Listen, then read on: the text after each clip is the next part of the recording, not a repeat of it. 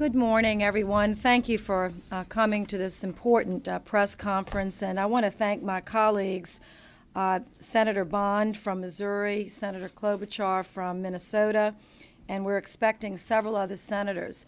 It's important to note that this is truly a heartfelt and definitely representative of the bipartisan work that has gone into the issue of advocating for orphans and for vulnerable children here in America and around the world. So I'm going to start with just a few comments and then turn it over to my colleagues. First, if I could show a picture here. This is a picture of two orphans from Haiti who were in the process of being processed to a family in Louisiana. This is an example of the children that we are advocating for, and I'll get to their story in just a moment. It is important to understand, first of all, that our hearts and prayers go out to the people of Haiti. We understand that this catastrophe really has no peer, and there are many aspects of this recovery that have to take place. But about 40 members of Congress, senators and Republicans, are coming together to advocate specifically for a new orphan policy.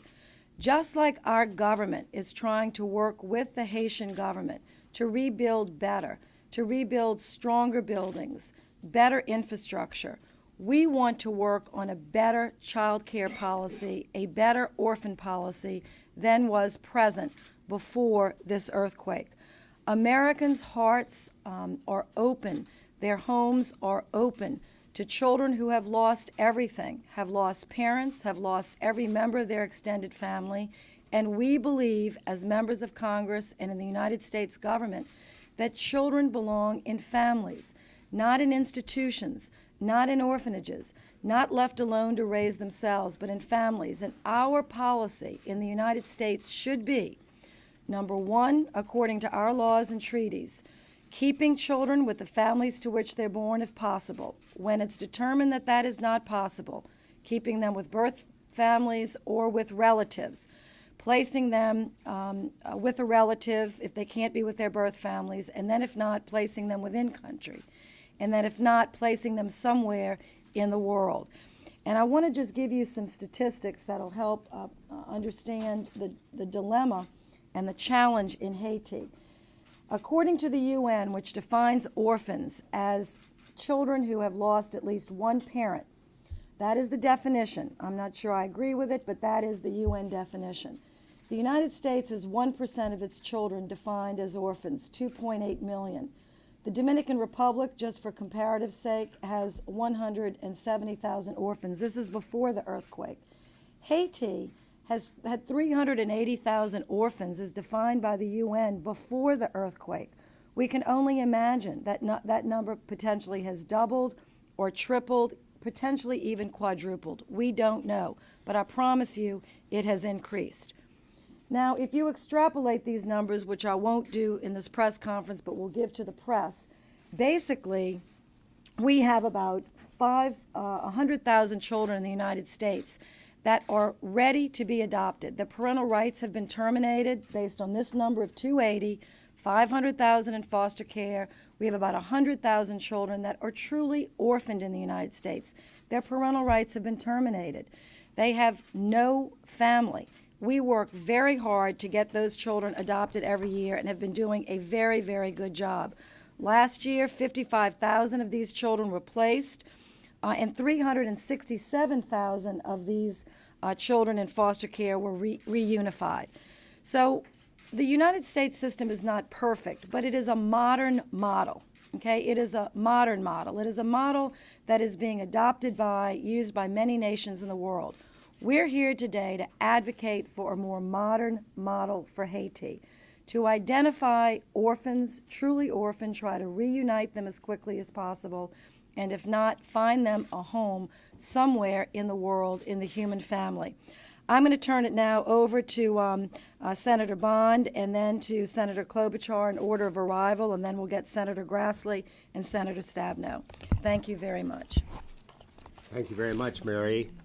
As Mary said, And as everyone on this stage would say, our thoughts and prayers are with those who suffered through the horrors in Haiti, the families of those who have lost loved ones.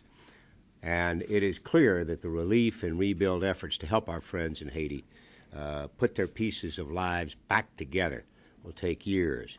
But the littlest and most vulnerable victims of the tragedy in Haiti are orphan children, and they cannot wait for help. Today we stand here not as Republicans or Democrats, but as parents and Americans urging our federal government to help now, to get the policies in place, to help the many Haitian orphans currently being adopted by American families and the other orphans in Haiti. It's no easy task to put our federal agencies through the red tape and chaos and get them into action in a coordinated plan. Many government officials have been working tirelessly around the clock in Haiti to make this happen. We're moving in the right direction, but we can do more. Bureaucratic delays and red tape in Washington shouldn't slow down efforts to bring these orphan children to the parents who are waiting for them. I had a call a week ago calling on behalf of these orphans. I talked to a high-ranking official in the State Department, and I said, when are you going to be able to get the forces together to provide security to get the orphans collected so they can be transported to their waiting families? And I was advised that it was under consideration at the highest level of the State Department. My question was, how long do you have to considerate doing something to help these orphans? The parents are desperately waiting for information from their children, and we've been hearing from those parents. But it's not just the parents that we're hearing about in the United States. We need a plan, a coordinated plan to ensure the safety of these children as they wait evacuation of the United States and the waiting parents. The parents need to know, and we also need to know whether, as Senator Landrieu said, we're going to be able to reunite some of these children with their birth families. Helping the children of Haiti, however, won't end when American families are reunited with their children who are already in the adoption process. That should have been easy. That should have been done a week ago. But as a result of the earthquake, as has been pointed out, there are hundreds of thousands potentially of new Haitian orphans, and we need a strategy to deal with them. There's no doubt that this crisis will come with new challenges, but for this group of bipartisan senators, and I'm sure we speak for many more in both this House and the others, we must continue and we will push always our first priority for a plan, a coordinated effort to provide relief to these most vulnerable victims of the earthquake. Thank you. Thank you, Senator Bond. Thank you very much, and thank you, Senator Landrieu, for your leadership. I don't thank you for the Saints beating the Vikings, but that's okay. I'm here today because my state has one of the highest rates of international adoptions in the country. Part of that is we have a tradition of many of our churches and faith-based organizations of going on missionary work, bringing kids back, getting involved. We have some of the biggest Somali Hmong communities in the country. And we have had a long tradition of helping in Haiti. And right now my office is helping with 40 orphans that are over in Haiti that had pending adoptions in Minnesota. I met with a number of these families over the weekend. Many of them have kids on their own. Many of them have been to Haiti a number of times trying to get these kids. Some of the kids are babies. Some of the kids are 2 years old, 3 years old.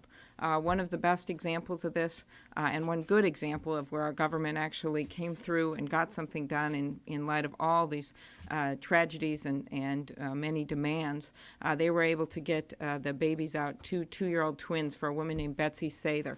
Why is this story so poignant? Well, Betsy Sather's husband was killed on the I-35W bridge collapse back in Minnesota on August 1st. She'd been married for 10 months, and they had talked about having kids. So after her husband died, she decided she was going to adopt kids on her own. And she chose Haiti. And she had just been there celebrating the birthday of these two-year-old twins. They are now back in Minnesota with her in her arms. They arrived on Saturday. But there are other stories. Don and Lee Shelton, and I think we have their pictures here, right, guys? Here they are. Okay. All right, here we go.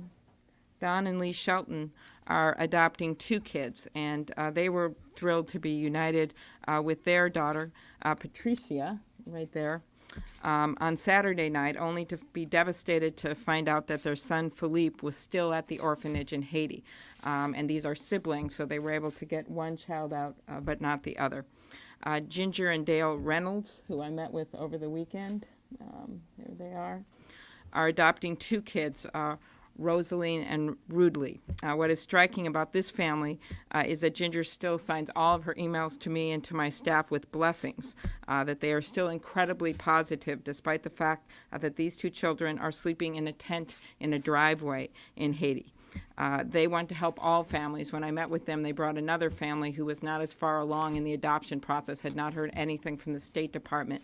So the families are working together in our state. I would agree with Senator Landrieu. Going forward, we have to have a better process here. These are extraordinary circumstances. I have a bill, a little piece of this, to allow vaccinations to be done when kids come to our country. It's actually better and safer if they're done here. We know they'll be done right. I just got through the Judiciary Committee, and there are a number of other bills in Congress to focus on these issues. So coordination is key, but in this time, humanitarian parole, the fact that both the Secretary of State and Secretary Napolitano have been willing to work with us has been incredibly helpful. But I can tell you that these are trying times for these families and these kids, and the sooner we can cut through the red tape to bring them home, the better for everyone. Thank you. Yeah. Iowa newspapers are filled with stories that you've just seen here of families being united, and it's too bad that earthquakes have to happen or do happen to bring those completions about, and more needs to be done now. So of course I'm happy and congratulate Senator Landrieu for her leadership. I've been fortunate to work with her since she's been in the Senate on foster care and adoption issues. So this bipartisan effort to focus on ramifications of the earthquake in Haiti for kids who need homes is present and needed. To give perspective, already there, as you saw by these figures, plenty of kids already in Haiti who needed adoption and were waiting for adoption. And of course now the numbers could be more than doubled because of the earthquake. The United States is in a position to help the children of Haiti, and they do need our help. I appreciate the federal agencies in Washington working overtime that the children in Haiti who were approved for adoption before the earthquake are now evacuated. But obviously Senator Bond says that it needs to be done faster, and I think we all agree, and that's why we're here. The stories of new families coming together is heartwarming and inspirational. Altogether, close to 500 children from Haiti are now in the United States getting love and attention that they need. Now, at the same time, many children in Haiti are in increasingly dangerous situations. Food, water, and medical supplies are sparse. There are many families in the United States who are ready to help. I hope that our government can help determine the best way to make sure that true orphans are matched with families who are willing to give them a home. It will take extensive cooperation with the government of Haiti and every effort to make sure that children are not bought and sold, trafficked, or torn away from parents who may have survived the devastation. So I look forward to continually working with this group of senators on these important issues for the children in need and for families who want to have the loving relationship that will evolve from that tragedy. Thank you. Debbie. Thank you. Well, first I want to thank Senator Landrieu for her passion and ongoing advocacy and leadership on issues related to children and adoption, and for pulling us all together today. We do stand here together on a bipartisan basis. Our hearts, our thoughts, our prayers go out to the people of Haiti, and each of us are being contacted by families in our states who are involved in international adoptions, I know in Michigan, I've been working with a number of families. We've been able to bring a number of children over in the last week. There are still more children that are waiting and going through processes, and we certainly want that to move as quickly as possible. I talked with Secretary of State Clinton yesterday as she was getting on a plane to go back to Haiti, and I appreciate all of their efforts, and we stand ready to work with them to move this process as quickly as possible. And as my colleagues have said, we know now, in addition to international adoptions that have been in the works and ongoing relationships that American families have had with the Haitian community, that we now have a whole another group of children who find themselves in a situation where they are now orphans. And we can reach out as Americans, as we always do, not only with our funds, our pocketbooks, the reaching out that has been done, the doctors, the nurses, people who are going to Haiti and are helping now every single day. But the smallest citizens, the children, need to have our focus and attention so that they can have a permanent home and loving parents. And we have many families in America, certainly many in Michigan, that are standing ready to do that. And so I'm pleased to be here with colleagues to be able to say that we will do whatever we need to do in working with the State Department and the administration to move this process quickly for the children of Haiti. Thank you. Brian? Yes. First, I want to thank Senator Landrieu for her leadership in this effort. Knowing Senator Landrieu, as we all do, we should expect nothing less than compassion and interest in where problems have befallen families. America has been the leader, I think, in showing compassion, warmth, wanting to help people who are left bereft as a result of natural disasters or political disasters or what have you. And where else should it be shown but better than Haiti? A few hundred miles off our coast, we've witnessed problems in that country for years, corruption and crime and all of that. And now, even as we try to recover from this terrible, terrible disaster, we find that there isn't enough of a base, of an infrastructural base to build upon, and that offers another hindrance. But the one place that we can show our compassion is with the children, and to show that we love them. One can't help but see the faces on when presented on television, like someone you'd like to put your arms around and give them a hug and say, "We're going to help you." And this is the place. I initiated a letter to the Department of Homeland Security, joined by others, insisting that asking that we open our arms, and our facilities to bring those children. Yes, those who had adoptive parents waiting for them. We want to unite those families. But we also want to look beyond just that few and go to those children who are without family and without facility. And to say, if you have family, close family in America, we want you to come here. And we should do that with our most appropriate facility to get them here. And so I'm pleased to join colleagues from the other side of the aisle. This is a good way to show that we care about people way beyond our political interests. And I thank you again, Mary, for joining. Thank you. Bill? Part of what we're talking about here is bureaucratic red tape. And all of us are dedicated to trying to streamline the process. But let me give you an example of other bureaucratic red tape.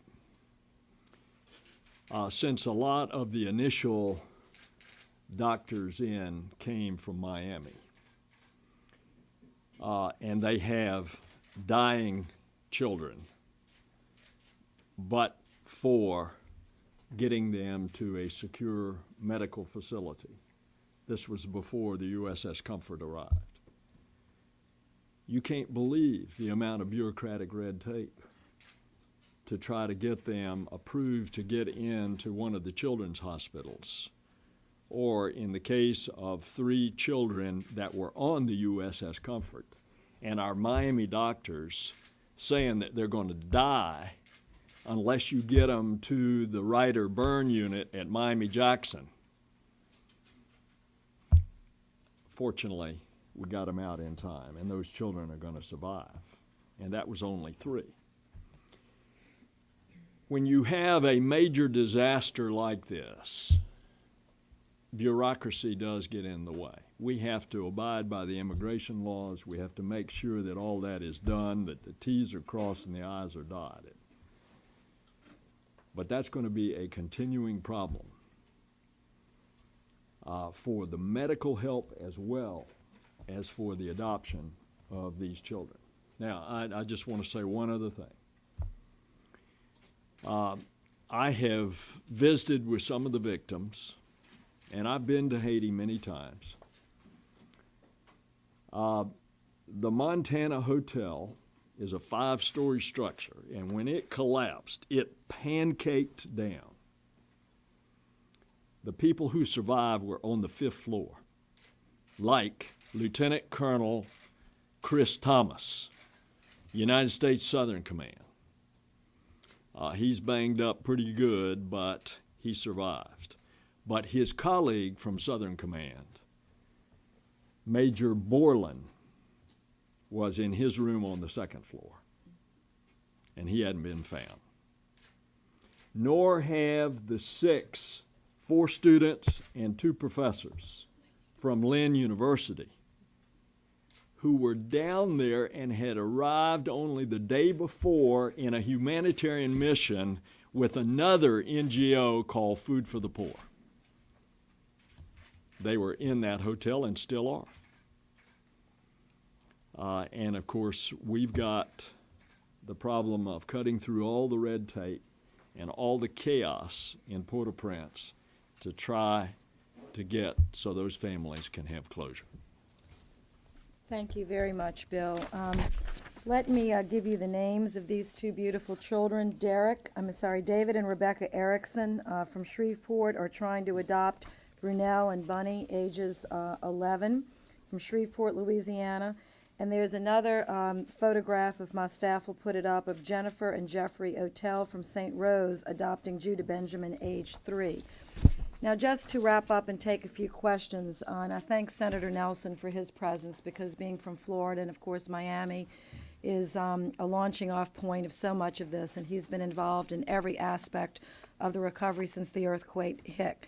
But to capture Senator Grassley's phrase, which I think is the right phrase, we are committed to identifying true orphans, to putting into place extraordinary processes, because the old regular processes, the old regular bureaucracy is not going to work. With all the appropriate safeguards, with the strength of our government, unified, working together to put extraordinary measures to identify true orphans and to give these children a chance to live not alone, not under crumbled interstates or streets or ditches, but to live with families that will love them, nurture them, and raise them as their own, so that when they're raised and they're strong enough and young adults, they can go back to Haiti and help their country. That's what a lot of these international orphans do. They are raised to be strong in America with ties and respect for the countries from which they came, and when they're strong enough, they can go back and help, whether it was Russia or Guatemala or Haiti. We know we need the working with the Haitian government. And one final point, we're going to call to pass, hopefully this week, and I'm going to ask the leadership, both House and Republican, to push it out of the Foreign Ops Committee, a bill that many of us have co-sponsored and argued to pass for years, the Families for Orphans Act, which would establish for the first time in the State Department an office, just like the Office of Trafficking, that can focus on the issues of orphans and adoption. It would help to coordinate, at least within our own government, a better process. And then we're going to have a meeting today with the task force that has been established by Secretary Clinton and Secretary Napolitano. We will have a meeting in a few days with Ann Veneman, the head of UNICEF. Our group is going to be committed to stay on this issue until all 900 of the orphans that were in process are in the United States, because only a portion have been safely evacuated to date. But we're not going to stop there. We're going to continue to advocate for the thousands of true orphans that deserve a family. They don't deserve a life in an orphanage. They don't deserve a life in an institution. They deserve to be unified with their siblings if possible and placed in a family. I'll be happy to answer any questions. Many of your questions have been, many of your comments have been, have related to the Haitian government. How confident are you that there are authorities in place who can actually act on your priorities? That is an excellent question, and it's going to be very difficult. But we want to work respectfully and in coordination with the Haitian government, and we recognize that their child welfare infrastructure has been probably just as damaged as their highway infrastructure and their buildings. So we will be as patient as we can be, but we want to be helpful. But that is what we're saying to our government. If we're going to wait for the Haitian government to get completely organized, staff back up, in new buildings, dusted off and ready to roll before we act, we'll be waiting for the next 50 years. So we need to approach the Haitian government respectfully, and we're reaching out to the president and his ministers to offer some more special help and support for them. I'd like to reach out to the American Bar Association. I'd like to reach out to our Judicial Council. I'd like to reach out to some pro bono organizations that could step in, Senator Grassley, and help the Haitian government with the processing necessary.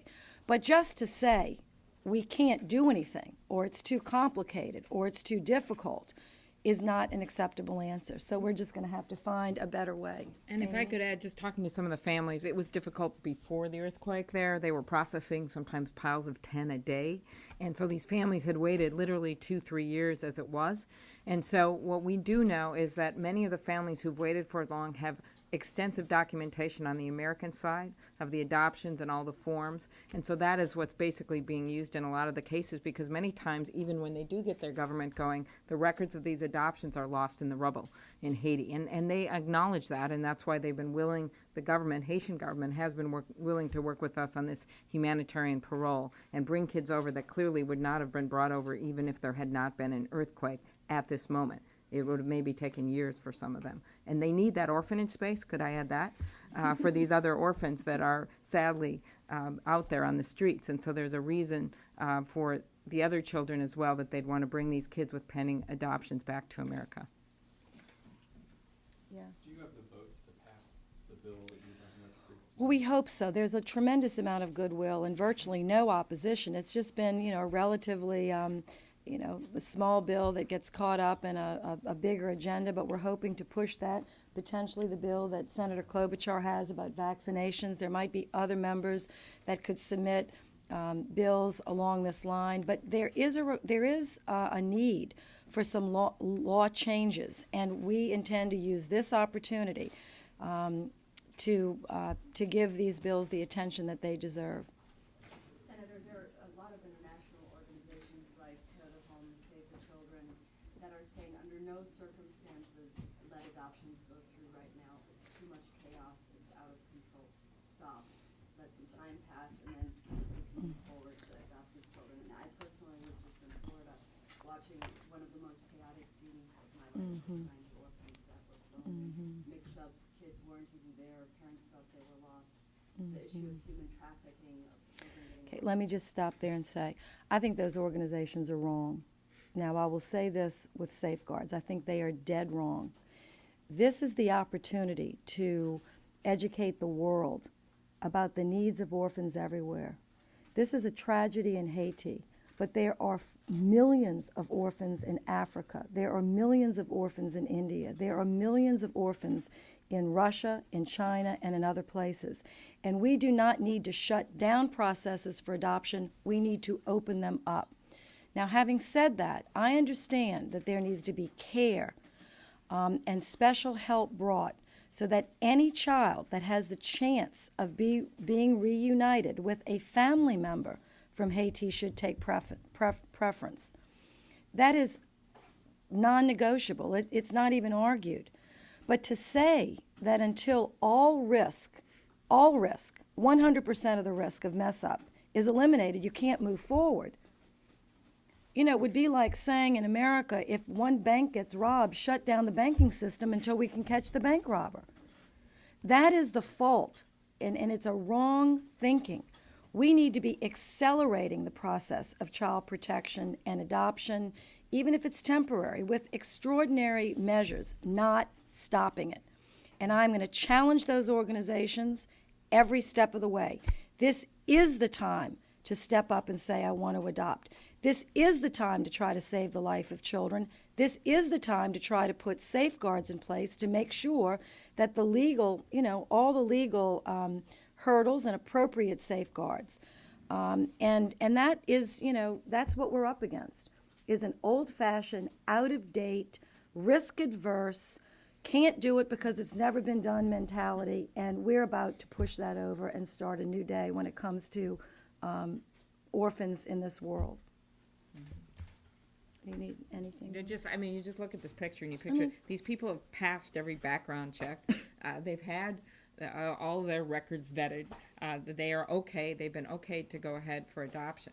So why would you say, well, we found these kids, but we're just going to wait because it's too much chaos, when they're going to be taking up, at its crassest way, a beds in an orphanage that could have other kids used for another child. It makes no sense at all. Makes no sense whatsoever. It's wrong thinking, and we're going to challenge it every step of the way. Go ahead. What exactly will they do agency at the State Department, and how much of this red tape is on the U.S. side of the process? Most of the red tape is on the U.S. side of the process. The Haitian government's challenge, our challenge is red tape, which is aggravating because we should be able to cut that much more quickly. It's aggravating, it's frustrating, and it's unacceptable. On the Haitian side, of course, their challenge is capacity. And we most certainly understand, having just represented the state of Louisiana through the storm, I understand what happens after a natural disaster. I mean, the courts shut down, literally. The evidence rooms are destroyed. The records are destroyed. People don't have tax receipts. It's hard. So I have great compassion for the Haitian government, and in no way is this press conference or our statement being disrespectful. We understand. But instead of saying we can't do anything until they get organized, which will be in about 30 years or 20 years, we're going to say we're going to help them, become good partners to help them process these children for inter-country adoption and intra-country adoption. There are places in Haiti that were not hit by the earthquake, as you know. All the country was impacted. But we could move some children to families or relatives within country. Maybe the Dominican Republic, there would be some families that could reach out internationally across that border. But there are families in France and Italy and the United States and other countries that would be happy to take these true orphans, because Haiti is going to have a hard time caring for its own children, even children that are in families with parents and with relatives, let alone children that don't have anyone. And that's what the international community can do, and that's what we intend to push. One more. Ma'am, if I could, I just want to get your comment on the President's proposal to cut non-security related discretionary funding to freeze it for the next 3 years. As an appropriator, do you think that is a reasonable Well, I haven't looked at the specific proposal, but I'll tell you, as a senator, as a leader, this country needs to get its fiscal house in order. And there are going to have to be tough measures that are taken on all sides. Everyone's going to have to be willing to step up and do what we need to do to bring fiscal constraint. Now, the president inherited a tremendous mess. And, he's not getting the credit that I think he deserves in his administration for having to dig out of a hole, not created by him, but created by the previous administration. And so it's going to be very difficult, but I think that we've got to, be open to all suggestions, and I'll let Senator Klobuchar finish on that. We thank you very much. Okay, thank you. Well, I'm also supportive of this, and I will also say that I'm glad he's supporting the commission. I'm one of the 13 Democrats that has been promoting this idea of having an up or down vote on some suggestions for long-term debt reduction. And we're going to have that vote maybe within an hour, possibly, here in the Senate today. And then if that doesn't work, and I'm hopeful it does, and the House of Representatives pass it, then we're going to have to go to the presidential appointed commission with some commitment that we'll have an up or down vote from the Senate. We are, as Senator Landrieu said, we're facing incredibly difficult times, but we just can't keep putting our head in the sand and pretend this isn't happening. The president made some very difficult decisions, as did this Congress early on with the TARP funding, with the stimulus bill, but that doesn't mean that we can't look at the bigger picture in terms of the long-term spending and what we need to do. And I'm convinced, after being here only 3 years, that having this outside group has worked before with Social Security and other BRAC commissions, things like that, that at least we need to try this, and we will at least, at the very least, get some ideas from a commission with experts of what we should be doing to get the fiscal house in order. So I'm supportive of this as well. Thank you very much.